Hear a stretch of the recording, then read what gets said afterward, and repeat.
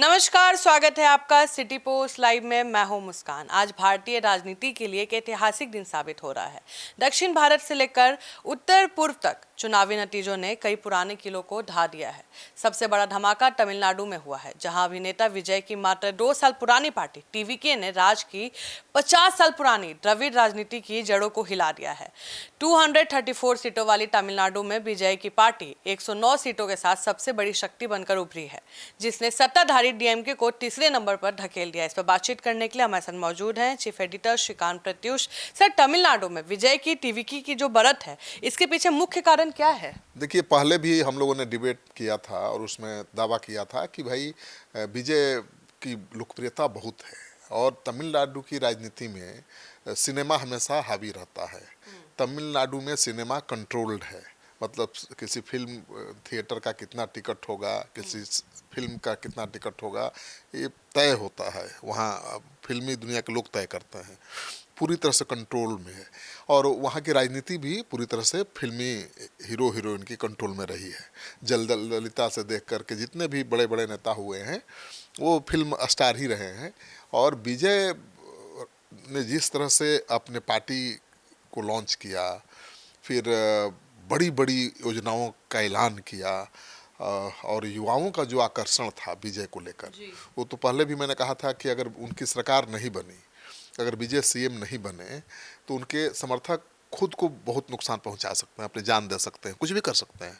तो इस हद तक दीवानगी देखी गई है युवाओं में। और विजय ने युवाओं से अपील की थी कि आप तो वोट देंगे ही, मुझे पता है, अपने घर के लोगों पर भी दबाव बनाइए वोट देने के लिए। और लगता है युवाओं ने ऐसा दबाव बनाया कि देखिए कमाल हो गया। अब तो केजरीवाल की तरफ पहले ही अटेम्प्ट में इन्होंने लगता है सरकार बना लिया है।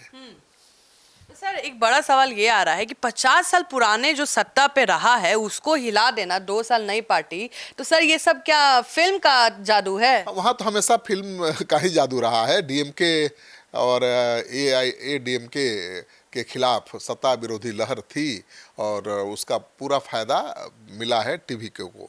तो मुझे लगता है जो सत्ता विरोधी लहर थी उसने टीवीके के लिए संजीवनी का काम किया है।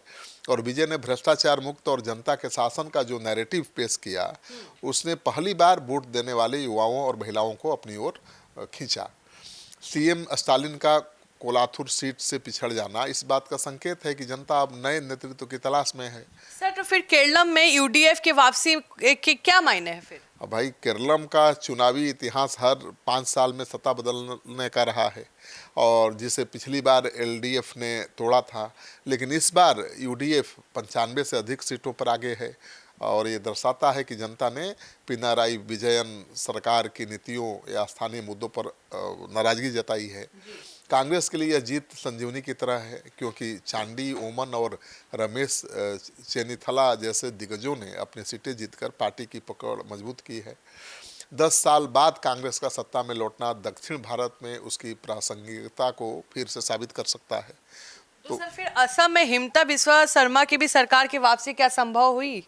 बिल्कुल, तो प्रचंड बहुमत के साथ हेमंता फिर से सत्ता में आ रहे हैं। बहुत बड़ा सवाल है, कैसे हुआ संभव सर? सब लोग यही पूछ रहे हैं। असम में बीजेपी का 97 सीटों पर बढ़त अभी दिखाई दे रहा है। ये साबित करता है कि भाई प्रशासनिक नियंत्रण, विकास कार्यों की जीत है मानी जा रही है। उन्होंने सांस्कृतिक पहचान और बुनियादी ढांचे के विकास को मुख्य मुद्दा बनाया। हिंदुत्व उनका सबसे बड़ा एजेंडा था। कांग्रेस के गौरव गोगोई जैसे बड़े चेहरे को पिछड़ना, ये तो दिखाता है कि विपक्ष के पास हेमंता शर्मा के असम मॉडल का कोई दूसरा विकल्प नहीं था। यह जीत पूर्वोत्तर में बीजेपी की रणनीतिक सफलता का एक बड़ा उदाहरण है। तो मुझे लगता है कि बीजेपी बहुत मजबूत होती जा रही है। सर, पुडुचेरी के चुनावी नतीजे केंद्र की राजनीति के लिए क्यों महत्वपूर्ण है? देखिए, पुडुचेरी में सीएम रंगास्वामी की पार्टी और बीजेपी गठबंधन की बढ़त केंद्र सरकार के लिए राहत की बात है। 30 सीटों वाली विधानसभा में रंगास्वामी की व्यक्तिगत छवि और केंद्र के साथ बेहतर तालमेल ने मतदाताओं को प्रभावित किया है। हालांकि यहाँ कांग्रेस और डीएमके ने भी कुछ सीटें जीती हैं, लेकिन बहुमत एनडीए की ओर झुकता हुआ दिखाई दे रहा है, जो छोटे केंद्र शासित प्रदेशों में बीजेपी की बढ़ती स्वीकार्यता को दर्शाता है। तो भाई बीजेपी की जहाँ सरकार थी उस सरकार को बचा रही है, जहाँ सरकार नहीं थी बंगाल वहाँ सरकार बना रही है, तो ये तो बड़ी सफलता है। सर, प्रधानमंत्री मोदी का शाम 7 बजे बीजेपी हेडक्वार्टर पहुंचना क्या संकेत देता है सर? अब भाई ये इतनी जीत मिली है, बड़ी जीत, तो प्रधानमंत्री जाएंगे नहीं, संदेश देंगे। 5 राज्यों के लिए चुनाव हो रहा है ना, जिसमें बंगाल भी है, और जो नतीजे सामने आ रहे हैं उसका मतलब है कि बीजेपी जीत रही है 3 जगहों पर, और पीएम मोदी संबोधन करेंगे, देश के नाम संदेश देंगे। बीजेपी न केवल अपने राज्यों को बचाने में सफल हुई है, बल्कि पश्चिम बंगाल जैसे मजबूत गढ़ में सेंधमारी करने में कामयाब हुई है। ममता को हरा देना कोई मामूली बात है, और हराया ही नहीं, बुरी तरह पराजित किया है। और राज्यों में भी उसने, कई राज्यों में भी उसने, पश्चिम बंगाल में तो आगे है ही, और कई राज्यों में भी अच्छा प्रदर्शन किया। हाँ, पुडुचेरी में अच्छा किया है, असम में तो प्रचंड बहुमत मिला है।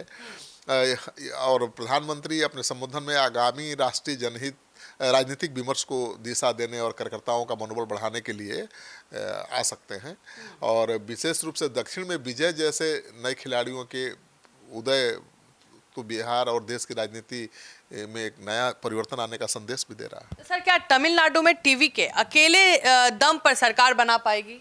देखिए, लगता तो है बना लेगी, नहीं बनाएगी तो सहयोगियों के साथ मिलकर बनाएगी। तमिलनाडु में बहुमत का आंकड़ा जो है 118 है, और अभी रुझान में टीवी के केवल 109-10 सीटों पर आगे दिख रही है, तो बहुमत से थोड़ा दूर है अभी।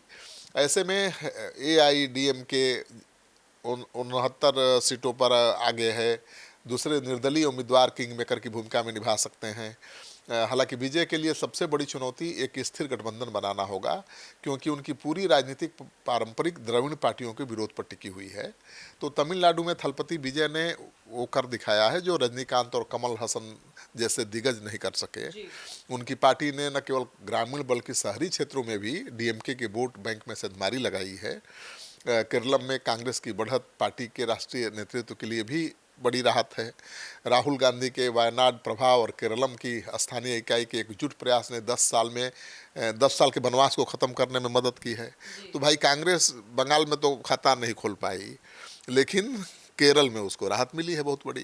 तो जैसे जैसे गिनती अंतिम चरणों की ओर बढ़ रही है, राजनीतिक गलियारों में जोर टोर की सुगबुगाहट शुरू हो गई है। तमिलनाडु में विजय का अगला कदम क्या होगा? क्या स्टालिन अपनी हार स्वीकार करेंगे या कोई नया गठबंधन सामने आएगा? वही असम और पुडुचेरी में जीत के जश्न की तैयारी शुरू हो चुकी है। शाम 7 बजे पीएम मोदी का भाषण न केवल इन राज्यों के नतीजों पर मोहर लगाएगा, बल्कि देश के भविष्य की राजनीति का रूपरेखा भी तय करेगा।